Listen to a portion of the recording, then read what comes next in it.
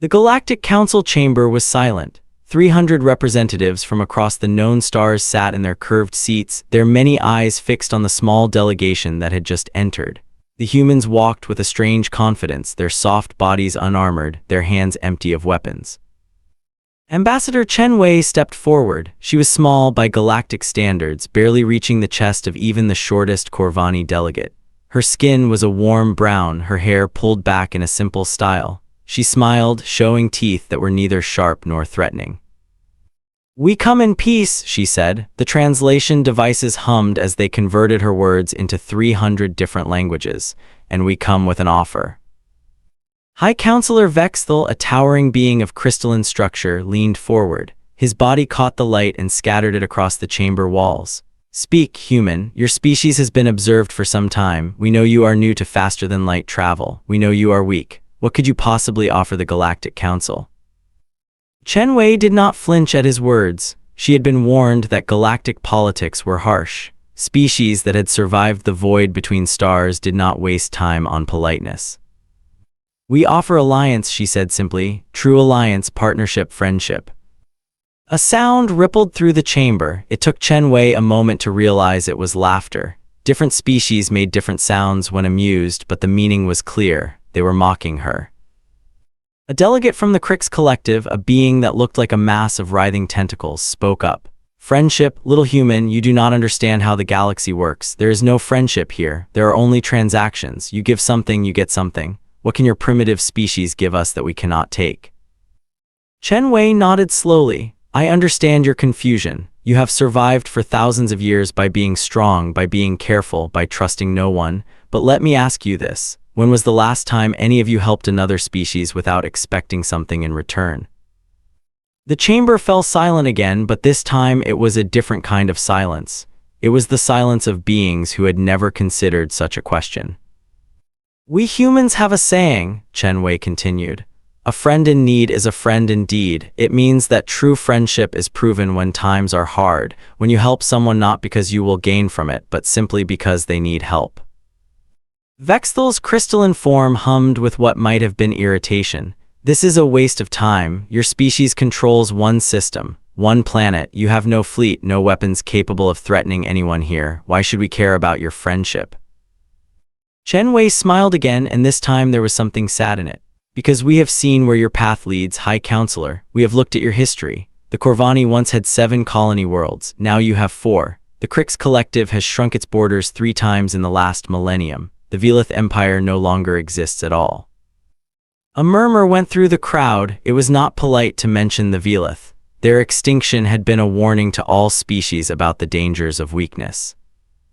"You are all slowly dying," Chen Wei said. "Not from war, not from any single enemy. You are dying because you do not trust each other. When the Velith needed help, no one came. When the outer colonies of the Corvani were attacked by void parasites, you had to fight alone because your neighbors feared it was a trick." She stepped forward, her small human feet making soft sounds on the ancient floor. "We are offering something different. We are offering to help you without conditions. We are offering to stand with you even when it costs us. We are offering to be your friends." The representative from the Neth Combine, a species of silicon-based beings known for their cold logic, raised a limb. "This makes no sense. What evolutionary advantage does this behavior provide? Why would any species develop such self-destructive traits?" Chen Wei turned to face the Neth. "Because we are social animals, honored delegate. We survived on our world not by being the strongest or the fastest, but by working together. We learned that a group that trusts each other can defeat enemies much larger than themselves. We learned that helping others creates bonds that protect everyone." "Pretty words," said a voice from the back. It belonged to a Dravani, one of the warrior species that had carved out a small empire through violence. "But words are wind. When the raiders come, words will not stop plasma fire." Chen Wei nodded. "You are right. Words alone mean nothing. That is why we are not just offering words. We are offering proof." She gestured to one of her aides, who stepped forward carrying a small device. "This is a human invention. We call it a medical synthesizer. It can create treatments for most known diseases, including the wasting sickness that has been spreading through Crix space." The tentacled Crix delegate went very still. The wasting sickness had killed millions of their kind over the last decade. no cure had been found. "We offer this freely," Chen Wei said. "No payment required, no treaty conditions, no political demands, simply a gift from our people to yours because you are suffering and we can help." "This is a trick," the Crix delegate said, but there was a tremor in their voice. "There must be conditions." "There are no conditions," Chen Wei replied. "We ask only that you consider what we have said, consider what it might mean to have a true ally, not a trading partner, not a non-aggression pact, a friend." She placed the device on the floor of the chamber and stepped back. "We will leave this with you, use it or do not, that is your choice, but know that this is just the beginning of what we offer." The human delegation turned and began to walk out of the chamber. Just before she reached the door, Chen Wei paused and looked back. "We know you think we are weak," she said, "and perhaps we are by your standards, but strength comes in many forms. We hope you will give us the chance to show you ours." Then she was gone, and the chamber erupted into chaos. 3 standard months passed after the human visit to the council. In that time, the medical synthesizer had been analyzed by the Crix scientists. They found no traps, no hidden trackers, no poisons. It was exactly what the humans had claimed, a device that could save lives. The Crix Collective was the first to send an ambassador to Earth. Ambassador Krethful arrived on a rainy day in a city the humans called Geneva. The water falling from the sky was alarming at first, but the humans seemed unconcerned. They met him with smiles and open hands. "Welcome to Earth," said Ambassador Chen Wei. She was the same human who had spoken at the council. "We are honored by your visit." Krethful's tentacles shifted in the pattern that indicated confusion among his kind. "I do not understand you humans. Your device has already saved 17,000 of my people. You gave it freely. Now you say you are honored that I have come here." Chen Wei nodded. "Of course, you took a risk by coming here. Your government is not sure about us yet, but you came anyway. That takes courage, and we respect courage." She led him through the human settlement. Krethful had studied images of Earth before his visit, but seeing it in person was different. The planet was so full of life. Green things grew everywhere. Animals moved through the spaces between buildings, and the humans lived among it all, seemingly unafraid. "Your world is dangerous," Krethful observed. "I have read reports. You have predators, venomous creatures, natural disasters, yet you do not live in sealed habitats." "We adapt," Chen Wei said. "We learn to live with danger instead of hiding from it. That is our way." They reached a building that the humans called a hospital. Inside, Krethful saw something that stopped him in his tracks. Humans were caring for members of other species. He recognized a Neth with a cracked carapace, a Corvani with dimmed crystals, even a Dravani warrior with bandaged limbs. "What is this?" he asked. "This is a medical center," Chen Wei explained. "Anyone who needs help can come here. We do not turn people away based on their species." "But the Dravani are hostile to you. They voted against allowing humans to address the council at all." Chen Wei shrugged, a gesture Krethful had learned indicated dismissal of a concern. They were hurt, they needed help, that is all that matters. Krethful's tentacles curled in what would have been tears for a human. "I have lived for 200 cycles. I have served on the council for 50 of those cycles. I have never seen anything like this." "Like what?" Chen Wei asked. "Kindness," Krethful said. "Kindness without calculation, kindness for its own sake."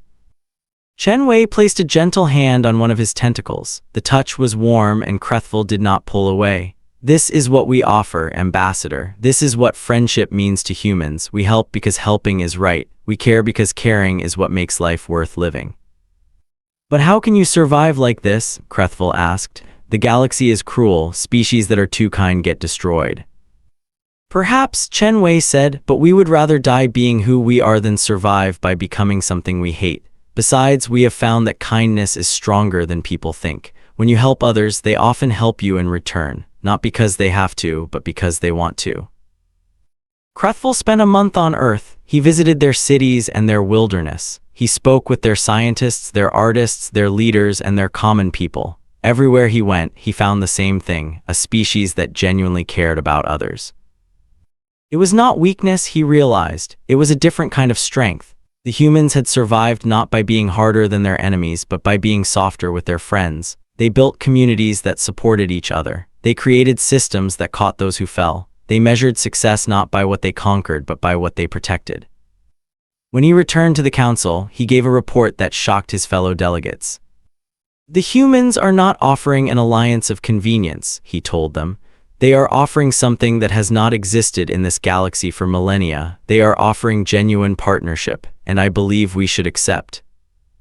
The chamber erupted in arguments as it always did, but something had changed. The Crix Collective was the first to formally accept the human offer of alliance. They were not the last. The first real test came 6 months later. A swarm of void parasites emerged from uncharted space. They moved toward the outer worlds of the Corvani Dominion just as they had done 3 centuries earlier, but this time things were different. The Corvani High Command sent out a distress signal, not expecting any response. In the past, their neighbors had used such moments of weakness to grab territory. The Corvani prepared for a war on 2 fronts. Then human ships appeared at the edge of their system. There were only 20 of them, small by galactic standards. They were not warships in the traditional sense. They carried no world-killing weapons, no planet crackers, no extinction devices, but they came anyway. Corvani High Command, came the transmission from the lead ship. This is Admiral Yuki Tanaka of the Human Defense Force. We received your distress call. How can we help? The Corvani commander stared at the screen. You want to help? This is not your fight. The void parasites are not heading for your space. You are our allies, Admiral Tanaka replied. Your fight is our fight. Now what do you need? The Corvani commander was silent for a long moment. Then, slowly, he began to explain the situation. The void parasites were a nightmare for any species. They consumed everything in their path, reproducing as they fed. Traditional weapons could slow them but not stop them. We have been working on a solution, Admiral Tanaka said. Our scientists believe that a specific frequency of radiation can disrupt their reproduction cycle. We have modified our ships to generate this radiation. You developed weapons against the void parasites? The Corvani commander asked. Why? They have never threatened your space. Because they threatened yours, Admiral Tanaka said simply. And because they might threaten ours someday. We prepare for dangers whether they are immediate or not. It is how we survive. The battle that followed was recorded and shared across the galaxy. 20 human ships flew into the swarm, broadcasting their radiation in calculated patterns. The void parasites died by the billions. They did not stop coming, but for the first time in recorded history, their advance was halted. When it was over, Admiral Tanaka's ship was damaged. 3 of her crew had died, but the Corvani outer worlds were safe. Why? The Corvani commander asked when they met in person. Why did you risk your people for us? We have given you nothing. We have not even formally joined your alliance. Admiral Tanaka was a small woman like most humans. Her hair was gray at the temples and there were lines around her eyes. I lost 3 good people today, she said. 3 friends who will not see their families again. Do not think this was easy for us. Then why? The commander pressed. Because you needed help, Admiral Tanaka said. Because your people were going to die, because we could do something about it. That is enough reason. The Corvani commander was old enough to remember the last void parasite attack. He remembered how the neighboring species had waited, watching, ready to take what they could from the weakened Corvani. He remembered the shame and the fear. I do not know how to respond to this, he admitted. Admiral Tanaka reached out and placed her hand on his crystalline arm. You do not need to respond. You do not need to give us anything. Just remember that you are not alone anymore. That is all we ask. The Corvani Dominion formally joined the Human Alliance the next day. Word spread. The humans did not just talk about friendship, they lived it. When the Neth Combine faced an economic crisis, human economists worked with them for months to rebuild their systems, asking nothing in return. When a plague struck the Dravani homeworld, human doctors were among the first to arrive, even though the Dravani had been hostile to them. Slowly the galaxy began to change. The old ways were based on fear and mistrust. Every species looked out for itself because no one else would. But the humans were proving that another way was possible. They were proving that trust could be given freely and that kindness could be strength. Not everyone accepted this. Some species saw the humans as naive fools waiting to be exploited. The Vrath hegemony was one such species. The Vrath were masters of manipulation. They had survived for thousands of years by playing other species against each other. They saw the human alliance as a threat to their way of life. "The humans must be stopped," the Wrath Overlord declared to his council. "They are disrupting the balance of power. If this continues, we will no longer be able to control the smaller species." "How do we stop them?" one of his advisors asked. "They have not violated any laws. They have not threatened anyone. Their alliance grows stronger every day." "We show the galaxy that their friendship is a lie," the Overlord said. "We create a situation where they must choose between their ideals and their survival. When they choose survival, as all species do, their allies will see them for what they really are." The Wrath plan was elegant in its cruelty. They secretly funded a separatist movement on a human colony world. They provided weapons, intelligence, and training. Then they waited. The violence began on a world called New Haven. Separatists attacked government buildings, killing dozens. They took hostages. They demanded independence and threatened to kill their prisoners if humans from Earth interfered. The galaxy watched closely. This was the test. Would the humans abandon their people to maintain their image of peaceful friendship, or would they strike back with the violence that all species eventually turned to? Ambassador Chen Wei was the one who responded. She did not send warships, she did not send soldiers. She traveled to New Haven herself, unarmed, and asked to speak with the separatist leaders. "This is madness," her security team told her. "They will kill you." Perhaps, Chen Wei admitted, but someone must try to end this without more bloodshed. If not me, then who? She walked into the separatist compound alone. The men and women inside pointed weapons at her, but she did not flinch. She sat down and asked them to tell her why they were angry. It took hours. The separatists were suspicious at first, convinced it was a trick, but Chen Wei listened. She really listened. She heard their grievances about taxation, about representation, about feeling ignored by the central government. "You are right," she told them finally. "We have failed you. We have been so focused on building alliances with other species that we have neglected our own people. That is our fault, not yours." The separatist leader stared at her. "You admit this, you take responsibility." "Of course," Chen Wei said. "How else can we fix it? You have valid complaints. Let us work together to address them. Violence is not the answer, but neither is ignoring legitimate concerns." The standoff ended without further bloodshed. The hostages were released. The separatist leaders agreed to negotiations. Over the following months, reforms were implemented that addressed their concerns. The Wrath had expected the humans to crack, to show their true nature. Instead, Chen Wei had done exactly what humans always claimed to do. She had listened, admitted fault, and worked to make things right. The Wrath Overlord was furious. "This changes nothing. They are simply better at deception than we expected." But his words rang hollow, even to his own advisors. What kind of deception involved admitting your own failures? What kind of manipulation resulted in actually fixing problems? More species began to approach the humans about joining their alliance. The galaxy was waking up to a new possibility. 10 years after the first human address to the Galactic Council, the chamber looked very different. Where once there had been separate factions and endless suspicion, now there was something approaching unity. Ambassador Chen Wei, older now with gray in her hair, stood before the assembly once again. But this time, she was not alone. Representatives from dozens of species stood with her, members of the alliance that humans had built through kindness rather than conquest. "We have come far together," she said. "When we first came to this chamber, you laughed at us. You thought friendship was a weakness. You thought kindness was foolish. But look at what we have built." She gestured to the data displays that filled the chamber. Trade between alliance worlds has increased by 300%. Military conflicts have decreased by 80%. The standard of living across all member species has improved dramatically.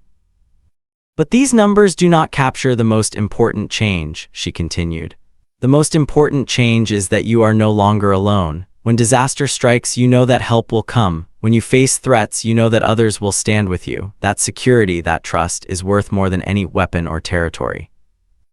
High Counselor Vexthal rose. His crystalline form was older too, with new facets that had grown over the decade. "I owe the humans an apology," he said. When they first spoke of friendship, I dismissed them as naive. I was wrong. They have shown us a better way. He turned to face Chen Wei. On behalf of the Galactic Council, I extend our gratitude. You came to us when you were weak and offered us something precious. We were too blind to see it at first, but you did not give up on us. You kept offering kindness even when we did not deserve it. That is what friends do, Chen Wei said softly. We do not give up on each other. A Dravani delegate stood. This was unprecedented. The warrior species rarely spoke in council sessions. I was taught that softness was death, he said. My whole life I believed that only the strong survived. The humans proved me wrong.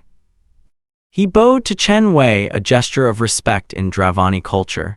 My people have joined many alliances over the centuries. They were alliances of fear and convenience. They fell apart as soon as they were tested. But this alliance is different. It is built on something we did not believe existed. What is that? Someone asked. Love, the Dravani said. The humans call it friendship, but I think it is a form of love. They love the beings around them, even those they have never met. They feel the pain of others as their own. We thought this was weakness, but it is the strongest force in the galaxy. In the years that followed, the alliance continued to grow. Not every species joined. Some, like the Vrath, clung to their old ways, but even they could see that the galaxy was changing around them.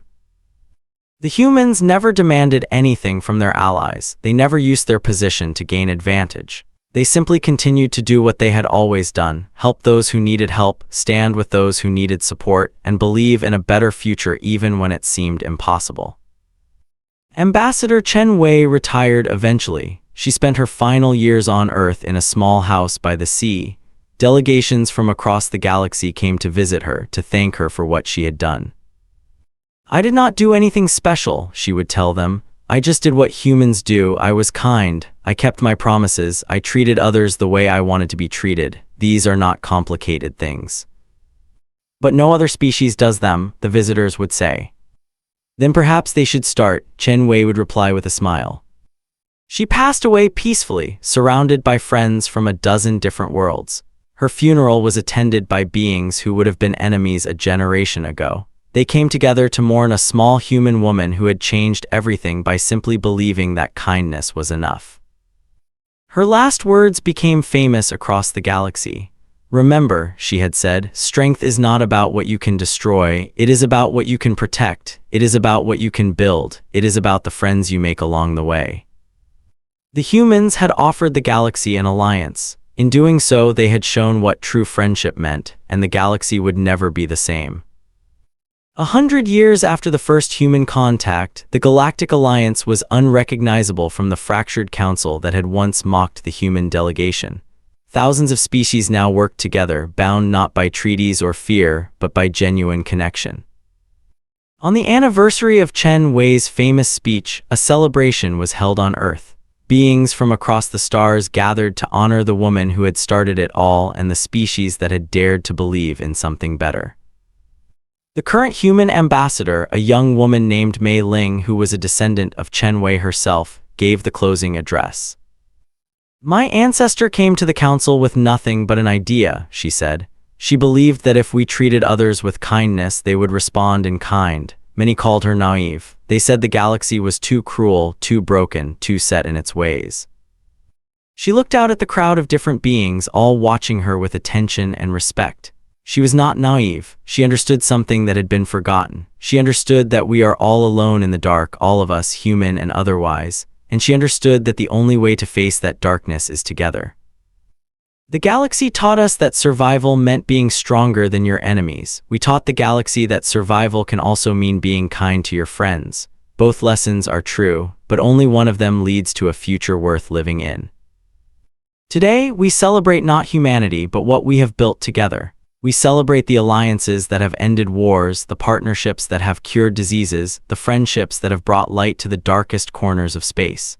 We celebrate the simple truth that my ancestor knew from the beginning: we are better together. She raised her glass, and billions of beings across thousands of worlds raised theirs. To friendship, she said, the strongest force in the universe. And across the galaxy, in ships and stations and planets beyond counting, the response echoed back: to friendship. The humans had come to the stars with nothing but an offer. In return, they had gained something priceless, a galaxy full of friends. And that they knew was worth everything.